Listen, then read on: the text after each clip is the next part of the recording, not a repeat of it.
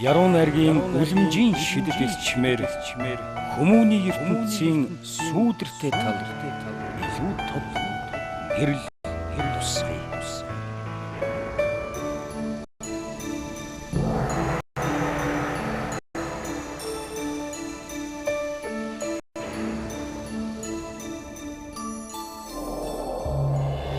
Авьяас бэлэгт үзэгч таны амгалан айлтхан мэдчилж ухаарал хайрлах нэвтрүүлгээ өргөн барьж байна. Яруу найргийн үндэс нь зөвхөн бүтээж туурахтай биш.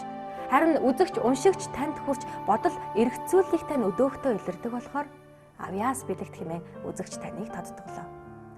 Ер нь яруу найрагчид өөрийнхөө авьяасаараа уран бүтээлээ туйравдагч, түүнийг уншигчд нь бас авьяастай байж гэмээн ойлгож хүлээн авах учиртай. Тийм болохоор энэ удаагийн нэвтрүүлгээрээ хүргэх шүлэг танаас авьяас мэдрэмж шаардаж тэр хэрээрээ ойлгож ухаарч чадах юм бол хайрлах, дээдлэх ухааныг өгөх үзье. Ингээд нэвтрүүлгээ хүлээнэ.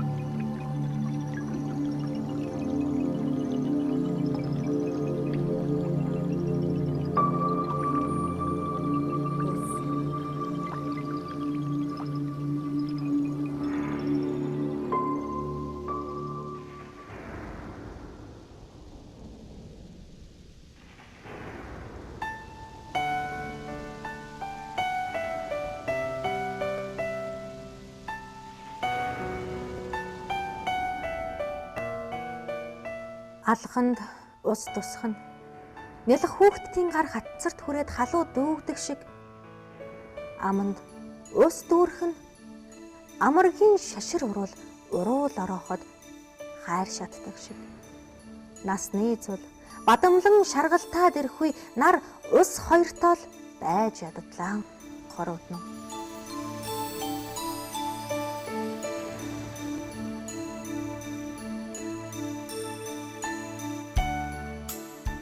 Удгийн ус харанхуйд гэрэлтгэнч, голын ус харгаанд нь шүүгэнч, амьдралын чарлаанд дүр солж, хөдөлгөөнд тогтогч шиг, анир чимээгүй сүнс дуу орж, хөг ихшгэнд бөгнөгдөгч шиг.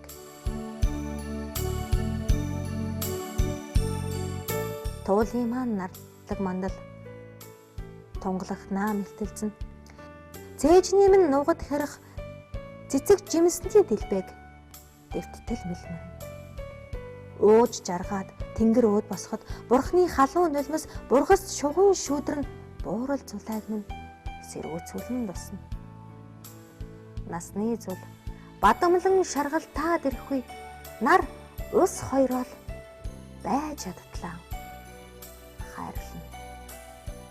Алганд нар тусах нь нялх хүүхдийн гар хатсар илэг шиг нүдэнд нар дүүрэх нь нүгэлтгүй амаргийн уруул тасах шиг. Нүдэнд нар дүүрэх нь нүгэлтгүй амаргийн уруул тасах шиг.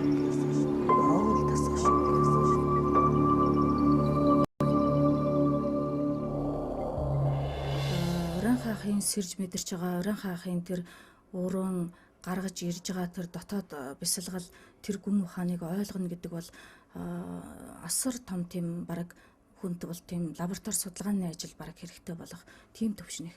Түүнийг уншигчд уншаад бол зөвхөн өөрийнхөө л тэрнээс өөрийнхөө л одоо шанааныхаа хэмжээгээр хотгож аавна гэсэн үг шүү дээ, тийм ээ. Тэгээд ер нь бол тэр ялангуяа уран хаахын сэтгэлгээний яруу найргийн хамгийн одоо хүмүүст их ойрхон очиж хүрдэг юмнууд нь бол тэр байгалийн өгүүлэмжээр илэрхийлж дотоод сэтгэлийнхээ гүн ухааныг байгалийн өгүүлэмжээр дамжуулж өөрөөр хэлбэл тэр байгалийн өгөгдгүүнүүдийг ашиглаж уншигчдад гаргаж тавьсан тэр яруу найргийн гэн бол хүмүүс илүүтэй их ойшоож үзэж явах шүү гэдэг. Яг гэвэл тэр нь хүмүүст илүү хүрдэг гэж байж магадгүй.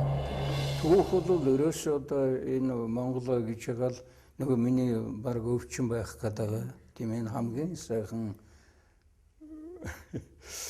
одоо хүсмээр Тийм хамгийн одоо өвчнөд агуу сайхан өвчин гэж байдагсан бол тийм агуу сайхан өвчин байхгүй. Ер нь одоо хайрыг тэгж бодоод байна шүү дээ.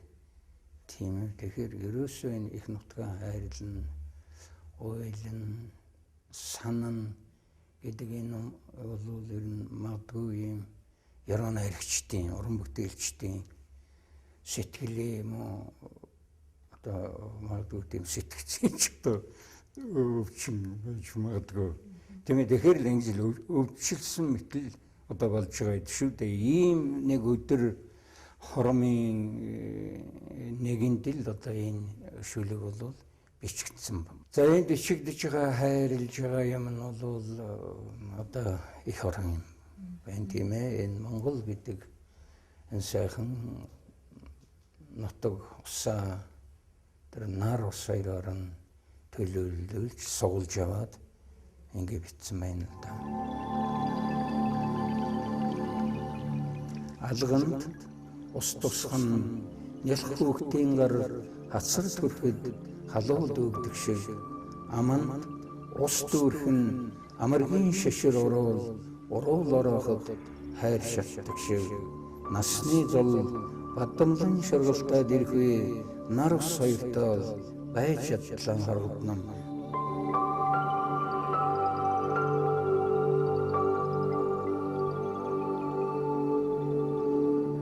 Үзэгч та амьдралыг тэтгэгч нар усны тухай нэг ч гэсэн удаа бодож байсан уу?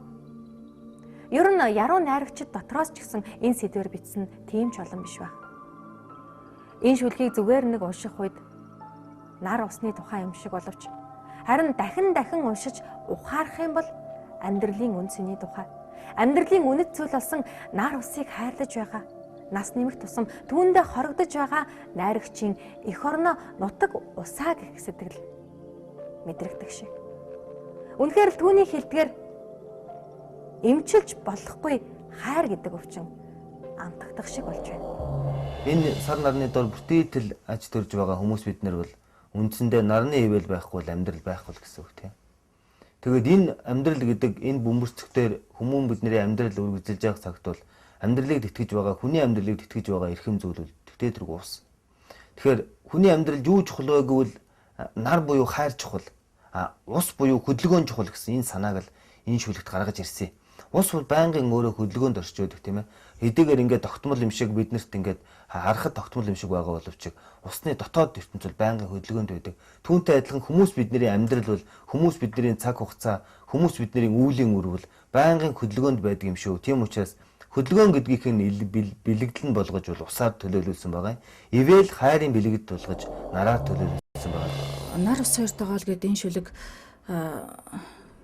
ер нь бол энэ манай 20 дугаар зууны яруу найрагт бол их бага бичигдсэн гэж болох ертөнцийн одоо мөнх үсийн тухай болоод ертөнцийн мөн чанарын тухай өгүүлсэн ийм философи шүлгүүдийн нэг чиглэл болов гэж боддог л доо. Тэгээд энэ ертөнцийн мөн чанарын тухай өгүүлсэн ийм шүлгийг бол ингэж байгалийн юутай ялангуяа холбож бичсэн шүлгүүд бол Гулрансын, Инжинашийн, Данзааравжагийн яруу найрагт бол их хэлбэг байсан ийм өгүүлэмж гэж болох.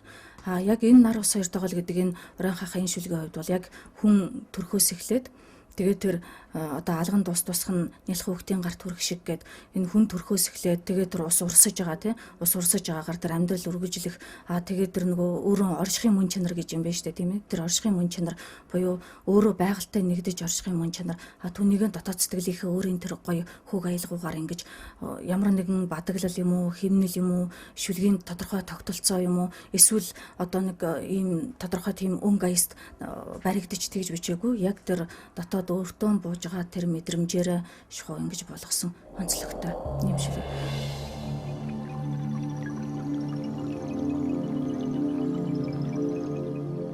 Туулын маань нарлаг мандал тунгалах наам илтэлцэн цээжний минь нугад хэрэх цэцэг жимсний дэлбэг дэвттэл мэлмэн. Ууж жаргаад тэнгэр өөд босоход бурхны халуун нулимс бургаст шугуун шүүдрэн буурал зулайг минь сэрүүцүүлэн лусна. Насны зул бадамлан шаргалтаад ирэхгүй нар ус хоёроо байж чадтлаа хайрлана.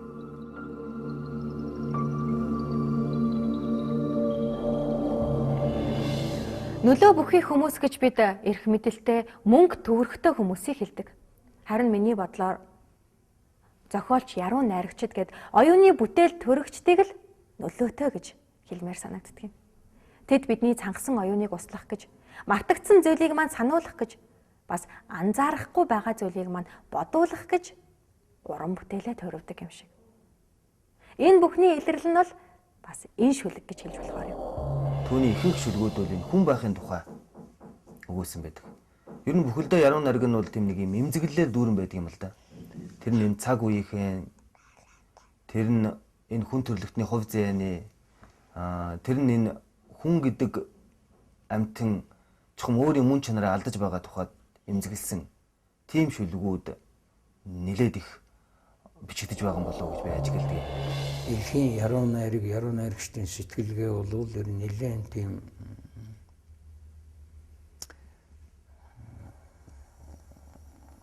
дотогшоогон тэр дотоод ертөнцийн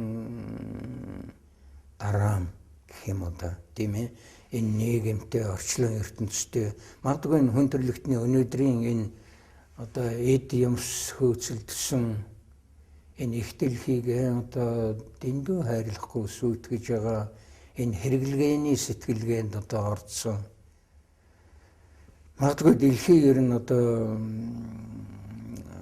тэжээх юм өөр дээрээ одоо ингээд нэг жаргаагаад байхаас татгалж эхэлж байгаа энэ хүн төрлөختний амьдралд нэлээд тийм гутарсан,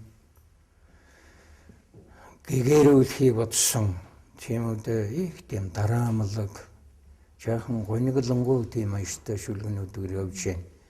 Бас ийм шинэлэг оюун сэтгэхүйн одоо шинжлэх ухааны болоод яруу найргийн урлагийн тийм үү, энэ сэтгэлгээний энэ одоо хөгжил, энэ төвшинтэй бас зэрэгцээ даяарши гэсэн ийм одоо хувь үзэл бодлуулах юм байна шүү дээ.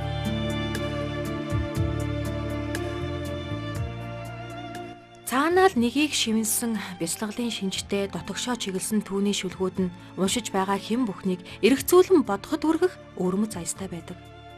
Зүгээр л нэг санаанд буусан харж үзсэн зүйлээ холбон бичлэхгүй. Харин сэрж мэдэрч байгаа бүхнээ сэтгэл оюунаараа дамжуулан сар жилээр дамнан бясалгаж бодож бичдэг болохоор тэр үзээ.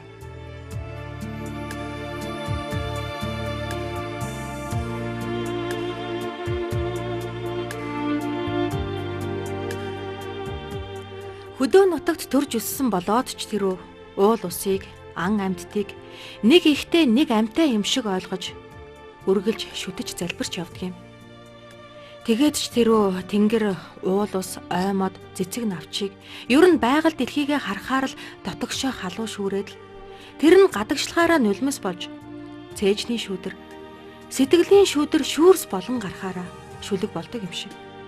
Би ийм л газар амьтаа, байгаль ээжтэй хүн шүүдэ гэж ярих урайхаа найрагчин, усыг нялах хүүхэд шигэ, нарыг амрагтайгаа зөөрлөн хайрлах тэр сэтгэл нь энэ шүлэгнээс нь мэдрэгдэг шиг. Бид нар хоолоор олон газар явж байсан бэлээ. Тэгээд нодны үйл бол бид нар яг нутагт нь Булган аймагт хамт явсан юм. Тэгээ явхад бол уран хаах их сонин маш төлгөө хүн штэ. Маш их төлгөө хүн, амарлангуй, бод тийм хүн штэ тий. Тэгээд тэр байгальд хөдөө явж тэр ялангуяа тэр нутагтаа очиод явхаараа маш их сэтгэл нотолт юм билээ. Маш их бүр. Тэгээд нэг нутгийнх нь нэг тийм өндөр одоо тахилах юутай л уул юм билээ л да. Буугаад нөгөө ёслол уйлдаж гардаг тийм аваатай тийм ууланд бид нар хамт гараад бууж явсан. Тэгээд уран хаах бол ингээд байнга нүдэ айнаатай явж байгаа. Тэгээд тэр өөрөөр хэлбэл тэр нарны элчийг өөртөө авч байгаа. Тэгээд тэр цав цагаан цастай булганд өвөл бид нар өвөл явсан юм л да. Тэгээд цав цагаан цасан дээр ингээд гიშгээдэг явж байгаа. Тэр чимээ тэр нөгөө цасан дээр тусж байгаа нарны гэрэлтэй. Тэгээд нарны тэр элч өөрөөр хэлбэл дулаан тий хүний одоо мэдрэхүй болгоноороо авдаг тэр юм чи хаанаас хүнд хамгийн одоо хангадаг чинжээр ирдэг гэхээр байглаас ирдэг юм биш үү? Тэр байглаас ирж байгаа тэр юм тийм их одоо юу гэдэг нь бид нар бол ингээд дарвал нэгээ шолоо ч юм уу ингээл эсвэл ингээл нэгээ цаашлуулаа ч юм уу ярьж өрөөд ч юм уу тэндэж тэрлүү ч нэг үг хэлээ ч юм уу ингэж явдаг. Өрөн хаах бол тэхгүй нам бүр чив чимээгүй явна. Тэгээд ихэнхдээ ингээд нүдэнаад ингээд нар руу хараад зогсоод энэ төр тэгдэг юм блэ. Тэгээд би тэрийг хараад бодчихсон. Энэ ер нь өрөн хаах